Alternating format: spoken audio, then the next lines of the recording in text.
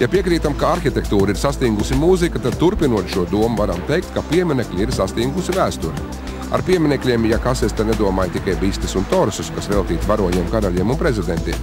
Ēģiptes piramīdas arī ir piemineklis, vai, piemēram, Ķīnas mūris. Starp citu, ja mēs par mūriem, pirms 20 gadiem kritušais Berlīnas mūris taču arī bija piemineklis, pat izcils piemineklis totalitārismam un tā radītajām kroplībām. Piemineklis apspiestībai.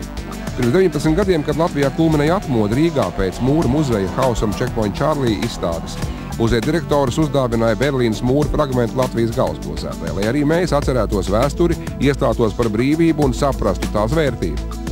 Vai jūs zināt, kur Rīgā var redzēt Berlīnas mūra fragmentu? Berlīnas mūra fragmentu nav tur netālu no Krasmāls, Maksimai? Nē, es nezinu. Nē. Es zinu. Nē.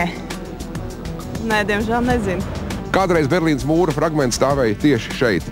Manuprāt, ļoti interesants risinājums, tāds kā kontrastu princips. Šeit tātad simbols nebrīvei un te brīvības piemineklis. Te nu viņš ir tagad, Elizabetes ielas pašā sākumā. Vispār jau doma bija arī varbūt tīri simboliski blakus bijušajai partijas centrāla komitejai, bet kopš šeit šajā mājā ir dažādas iestādes un ofisi un pasaules tirdzniecības centrs.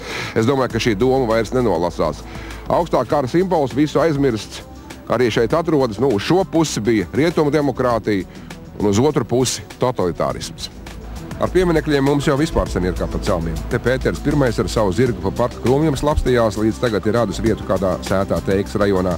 Te piemineklis uzbeku astronomam Ulugbekam ieņēmis vietu kanāla malā. Te Puškins bez atļaujas raugās Rīgas tālēs. Bet nekur nav pieminekļi Čakstem, Urvītim vai Smiļģim. Nu labi, personības vienmēr ir bijuši pretrunīgas, bet kāpēc tad vāciešu dāvātais augstā kara sabrukuma simbols kaut kur necili nobiedīts un tāds paplūtis izskatās? Mēs taču arī par savu brīvību un savu Berlīnas mūru krišanu prātos tā cīnījāmies. Siena šķīrēja vienotāji, ja? Tad ir īpašs objekts, vides objekts, kurš bija iekļauts šī gada plānos ar konkrētu rīcību, sagaidot Berlīnas mūra 20. gadienu 9. novembrī. Ja?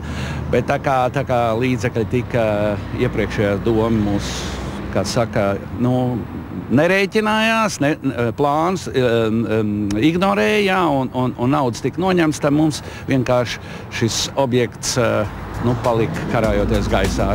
Ir izstrādāts šī pieminekļa rekonstrukcijas plāns, taču pietrūks nieka 13,000 latu, lai to realizētu. Rīgas domai plāni ir diži padarīt Rīgu par turismu centru un tam nevis 1000, bet miljonu atvēlētu. Lai Berlīnas mūra fragments nebūtu labs apskats objekts mūsu viesiem. Bet tad tomēr varbūt arī kādu citu vietu, kam būtu jāpiemeklē.